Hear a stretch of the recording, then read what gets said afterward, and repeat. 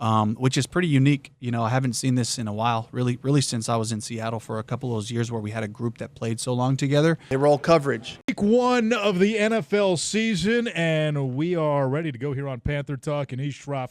Jim Szoke, Eugene Robinson, and live and in studio, the head coach of the Carolina Panthers, Dave Canales. Welcome to Week 1, Coach. Thanks a lot, guys. A lot of excitement out there today coming off of practice, and it's so much better to be here live with you all versus trying to battle Wi-Fi going down Providence Road. We dressed up this studio for you, too. I don't know if you could tell. Added a few production values, the monitors. It's amazing. Man, Coach, you kind of put it together, man. What's going on, man? You got a little muscle for you, Coach. You know what? Age is just a number. We just got to wake up every day and try to push the ball forward a little bit. Well, we're all older than you, so we can answer that one for you. What's the key, and you've been through this as a head coach last year, but as a coordinator and so forth, what's the key, like the azaleas blooming at the Masters at the right time, to get your team peaking regular season first game at the right moment? Honestly, every team is different. What I've seen now in 16 years is you have an expectation for what it can look like. I have visions and dreams of what our offense could be defensively with the people we added, but ultimately we go at the pace of how long it takes our guys to learn how to play football together. And Eugene, you can speak to that as well, where you might have a talented team, but until we can start communicating and get lined up and know exactly where we're at and trust each other. That's where you really try to figure that out. But from a physical standpoint, I got to give Josh Hinks, Denny Kellington a ton of credit with the job they've done with our guys, just oscillating the work, getting the pre-practice readiness, the post-practice, the lifts, the conditioning level of this group it looks great. We look fast. We look strong. We're relatively healthy. So I just really feel good about the physical strength of where we're at and the mentality of a group of guys who are excited to get after it. Yeah, absolutely. But I'm going to be honest with you. The fact that he's already talking about the injuries, hey, we're relatively healthy. And the fact that he's saying, hey, man, I want guys, we're sometimes they're just not on the same page. You might have the strength. They're not putting it together. I feel like that's Dave Canales telling you guys something for this Jacksonville game. Regardless of where I feel like the offense should be, especially because Dave Canales, being the new OC, he's an offensive guy. I feel like that offense should be a lot farther than where I currently have them ranked. But at the same time, that defense might be able to actually put together some interesting times and some interesting situations for this offense. And even though it's early, I might be having to do something special, cracking a cold nose, but still, it's going to be a tough time on Sunday at 1 p.m. And I'm interested to see what Dave Canales says about this, because I feel like that first little blurt that he gave, there's something to that. There is absolutely something to that. Dave, what are the signs that cohesiveness is happening and coming along? Yeah, I've seen it happen on the practice field, in the walkthroughs. I can see when there's a focus in a group where everything matters. If we don't fit a run right and the guys want to get it again, or they're talking to each other because they didn't match a concept properly or offensively, the timing wasn't quite right on this motion, or, hey, we got to get that one again. And they're asking me for repeats so that they can really get it right. Those are the things I've seen over the course of years. Special groups, they just care so much. You're in a walkthrough, and you might as well be in the game with the look on their faces because it matters. And there's just an element of care that's so apparent with these teams. And not just that, but why isn't he shouting out any of our players for being like, oh, you know who I really see? Derek Brown. He literally talked about Derek Brown being like, I want to be out there. I don't want to be missing reps. Shout out a dude in that situation. Don't leave it so open-ended, because right now it feels like, oh, other teams have that, but do we have that? And as a critic of the front office of this team, don't give a guy like me blood in the water for something like that. Hey, just give me one guy, J.C. Horn. Man, he looks ready, prepared. I'm excited to see him on the field. And that completely nullifies that. Tell me you've seen what you're looking for on this team right now as it's set up, moving into this game at Jacksonville in week 1. Coach, where does the communication come from that replicates your voice on offense and also replicates your voice on defense for Coach Avero? Yeah, it starts off with Bryce, and Austin Corbett, making sure that they're getting the huddle set, making sure Bryce is communicating to the guys what he needs, getting the play out so they can be at the line of scrimmage and take in information. So it all starts there.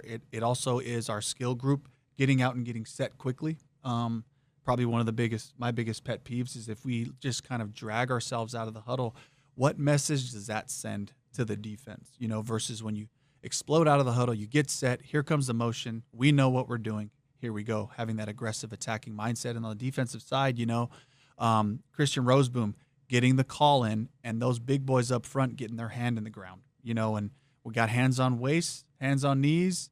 We're taking long to get set. I know that we're not quite ready there. It's just chatter in the back end. It's the pass strength. Where's it at? Making their rotational calls, making their different calls versus stacks and bunches. All those things, when those things are happening really crisp, then I know we're heading in the right direction from a communication standpoint. If that's the case, then again, he continually leaves this open-ended moment. He says Bryce, leading the guys and everything, but the issue with what he just said is the guys are not running to the line and getting established. That should come from your quarterback. That should come from a guy like Bryce. And this is his year to really put his foot in the ground and show us all that, even though he really struggled the first 2 seasons, it's all behind him. Hopefully 25, 27, 30 touchdowns, whatever it is. More than 15 is what I want. Very low bar, I would say. But at the same time, Dave is telling me right here, hey, man, they're not even coming out of the offensive huddle excited for these plays.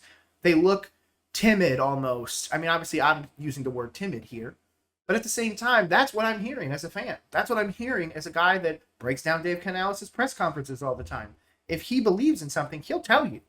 He believes in David Moore so much that he literally compared Jalen Coker to David Moore. It's like, man, he's going to have a great opportunity in this league, and I could absolutely see him, really taking that next step. That's a full endorsement. This right here is not a full endorsement of that offense. And obviously the defense, the linebacker room, that's a completely separate argument that I'm not going to have today. But just know our linebacker room is thin. 3 big pieces of news for the receiver room since the last time we talked to you. The trade of Adam Thielen. Yep.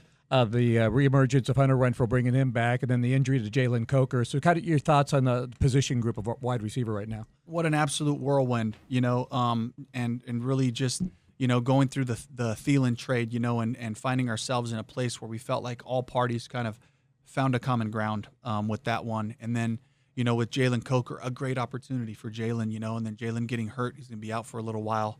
And then just the ongoing conversations that we were having with Hunter Renfrow throughout this week where all this other stuff is happening, and I can't give Dan and Brant enough credit for just keeping the conversations open, being able to have the back and forth with Hunter, with his agent, and, ultimately having the conversations over the weekends where we found an agreement, and just the special timing of it, that we might have plans and we might have things in our mind, Eugene, but ultimately the Lord's plan that prevailed. And for me, it was just kind of Hunter and I are standing out there on the practice field today. I was like, well, I wouldn't have pictured it happen this way. And he's like, me neither. But you know what? I'm so excited to be here. Let's go do it. And so I'm really happy for where we're at now. Yeah, absolutely. And to be honest, the Jalen Coker news sucks. I know I'm looking off camera right now, but it genuinely sucks. Like, Jalen Coker was supposed to be that guy, taking that next step. I think, don't get me wrong, in a very horrible, horrible way, this benefits the Carolina Panthers. Regardless of how you want to feel about Jalen Coker, he was an undrafted free agent, which means he has a much shorter contract, which means he needs to get paid a lot sooner than the regular guys. You know what that means is if he really balls out this year, he's going to be due $20 million plus. You're not going to cut him $7 million if he's proven himself multiple years. So you're going to have to pay him. And I genuinely think that the opportunity that we see in front of us with Hunter Renfrow is one that Dave is not being 100% honest about. Dave is not being honest about his thoughts about where Hunter Renfrow is going to be with this team long term. I do think it's a 4 to 6 week, maybe 8 week once Coker can really come back and show us that he's healthy. But then again, what happens to Xavier? Hopefully Nalo stays healthy. Hopefully everybody on this team stays healthy. But I genuinely believe this decision was made with the idea that next year Hunter Renfrow will be a coach in some capacity for the Carolina Panthers. And if he's on this team, it'll be as a 5 or 6 at best. I genuinely believe, though, this coach murmur or rumor and everything is absolutely going to hold water. This dude is way too hyped about a wide receiver that he literally said couldn't even stay healthy in training camp. So the flip on Hunter Renfrow, there has to be something else to the story. And until somebody breaks it, that's my tinfoil hat theory, guys. Hunter Renfrow, coach in 2026. Not really sure where. Maybe a wide receiver coach, something like that. Special teams, I'm not sure. Going to be interesting, regardless. Will Hunter be the starting slot week 1? Oh yeah, he's got to be out there, and he's and I'm fired up that he comes back to us with a lot of excitement, and just his impact and effect that he has on the whole group as well, with T-Mac and with XL, two young guys that have a lot of talent, but it's so good to have those guys in there that have been there, played against different types of defenses, and I can only imagine the conversations they're going to have on the bench in between series. Coach, talk to me about the defensive front, and particularly when I'm looking at that front seven. Your front three guys can actually put a lot of pressure on the quarterbacks and also stop that running and get those double team blocks to allow those linebackers to go ahead and eat. Yeah, I mean it's a really deep group on the edge and in the interior. Having Ashawn, Turk, Derek, and Bobby to be able to kind of rotate in there. They're very versatile along the front, inside.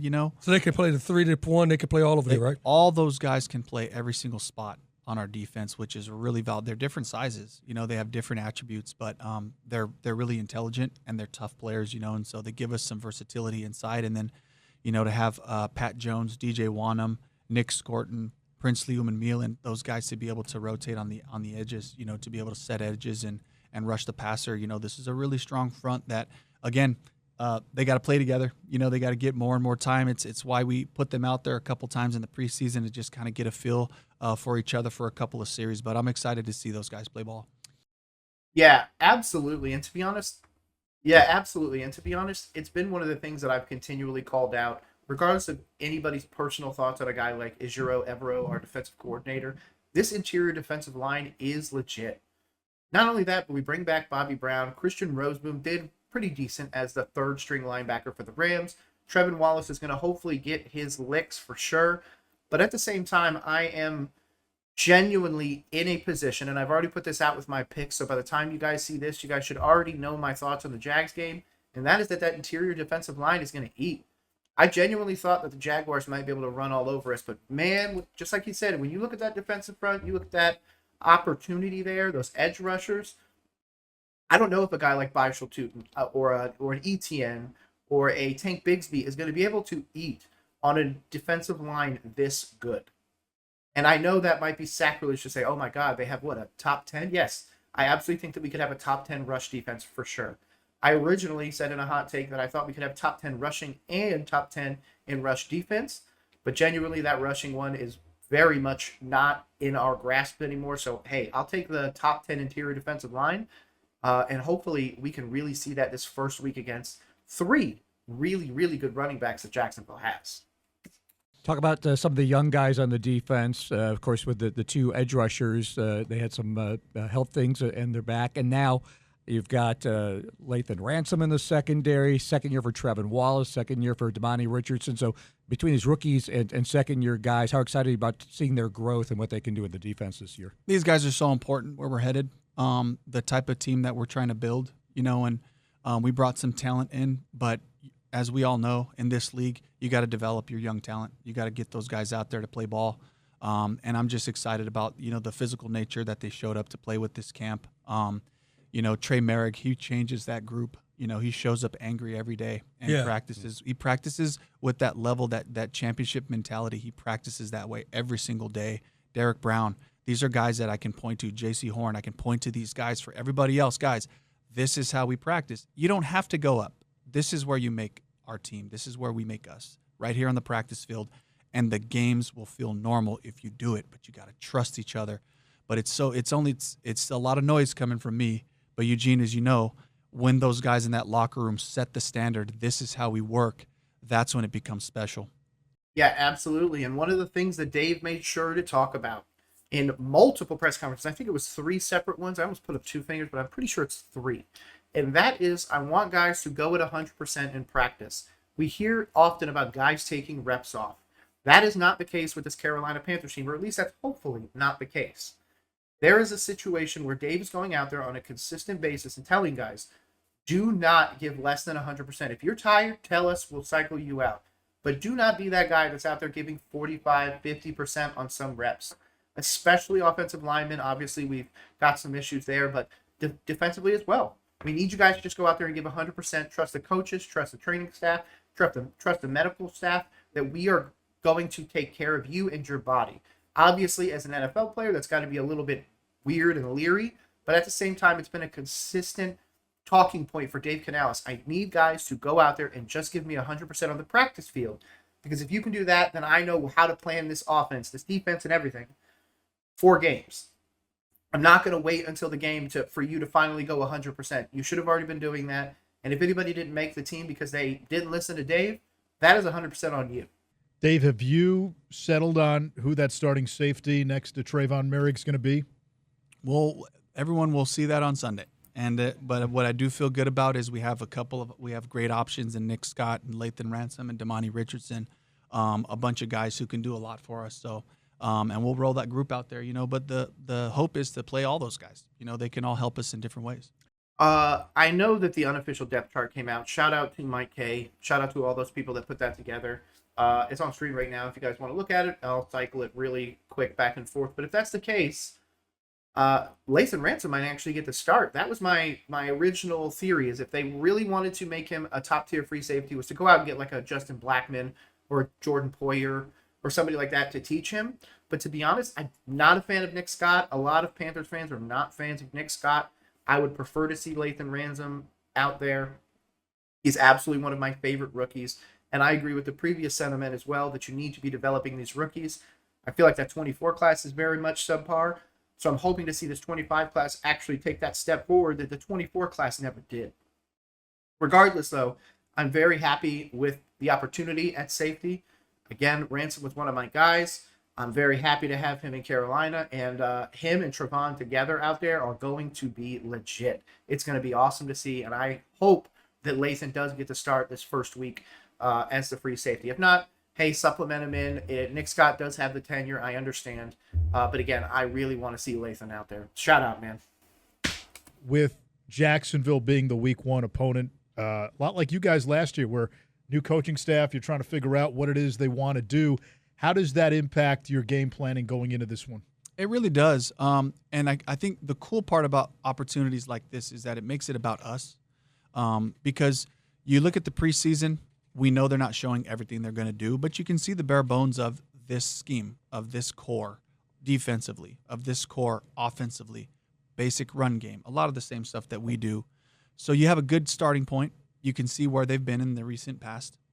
So you might be able to expect some different things, but really until you get a couple of games in, it's hard to just say like, hey, this is going to be a 70% or better here. I got the perfect call. Like, those are going to be hard, and you don't really want to be chasing those when you have new play callers, and Liam Cohen's been calling it, but he's got a new set of skill players. He's got to use these guys in different ways, and so it's those in-game adjustments and our guys kind of communicating and playing together to figure out what's their plan for this day. Interesting choice to say it takes a few games to figure it out and everything. I think Liam Cohen has it figured out. It's going to be heavily through the run game. I don't see a scenario where he's, trying to feed Travis Hunter early or get him involved or anything like that. He's already said he's a starting wide receiver, which is fine. But I'm out on Travis Hunter regardless. I didn't want him for Carolina, even if he fell all the way to us. I don't believe in him long term. But at the same time, I do believe in Liam Cohen. But again, who did Liam Cohen really, really have breakout last year when he was a Buck? It was Bucky Irving. Who is the running back 2 up there? It's Tank Bigsby. He also went out and got Byshel Tootin, which a lot of people really like, myself included. I've got him in a few of my dynasties. So I genuinely believe that team is a run-first team. But of course, you're going to get guys like BTJ, and of course, you're going to try and see what Travis can do at the next level. But the idea that it's going to take multiple games, I feel like is a little bit of Dave saying, hey, maybe it might take a few games for us to get it together. And if that's the case, then Panthers fans are going to have their pickets ready, their pitchforks and everything. I need early wins for this team, Dave. Do not already telegraph that there might be issues early for this team. Coach, every team that comes out of a preseason, there's always a certain character of the defense and the offense. What have you identified as that character going forward with your guys as you get ready for Jaguars? Physicality. It showed up all camp. Eat. It showed up on. You got to go ahead and eat. That's what I'm talking about. Go ahead and eat, Coach. It showed up in practices. It showed up in the games. This is a physically aggressive team that we have, and it's not just happening on game day. It's every day in practice to the point where we're like, okay, how long can I let this move the ball period go? Because these guys are getting after each other. And it all starts with the run game. And that's why we believe in it so much, because it just creates a level of toughness that you're going to have. You got to have it, to be able to play long into the seasons, in this league. So I'd say we can hang our hat on that. I think that this is a group, that gives high effort, a lot of strain, and we're hard on them. They're hard on each other, and I think that's one of the coolest parts. Again, this is the defense getting together before each team period. They get together before they go and break out there and get on the field, which is pretty unique. I haven't seen this in a while, really since I was in Seattle for a couple of those years where we had a group that played so long together. They kind of get together before they go out. This is a commitment. Here we go. And from snap 1 to snap 10, it's a physical bunch of guys just trying to blow things up. Reggie White. Interesting choice to shout out the defense. When you're an offensive guru, you drafted an offensive player early. The physicality, another question for me, if I'm going to be honest with you. The physicality has continued to be a concern for this team. People are asking about Jatavian Sanders being tight end 1. I strictly think that's because Tommy Tremble's still hurt. Physicality is Bryson Tremaine, another wide receiver we're picked up. I'm sorry. He's on the 53. And people are like, oh, man, why is he, here over Hunter Renfrow or all these other guys? Because he's a physical blocker. Mitchell Evans, physical blocker. James Mitchell, physical blocker. On the offense, we've got guys, but we also have guys like Tetaroa, who's not as physical of a blocker. Still a great player. Don't get me wrong. We're not asking him to block.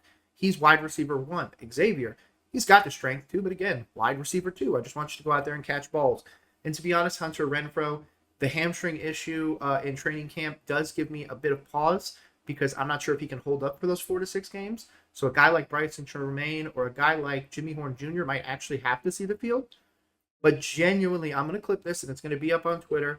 You know what? I might even isolate this because him calling out the defense and comparing them to the freaking Legion of Boom in Seattle tells me that this defense might be a little bit better than even the fan base is willing to accept. And I, for one, I'm all here for it. Let's go. Keep pounding, man. Great answer.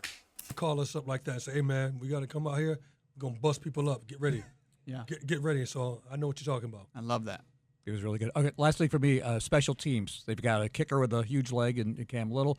Punter the same way. You guys have that with a great punter, Sam Martin. How big of a factor, especially when teams are being put together kind of last minute coming out of training camp, is special teams in this game? Huge. This is special teams is like near and dear to my heart.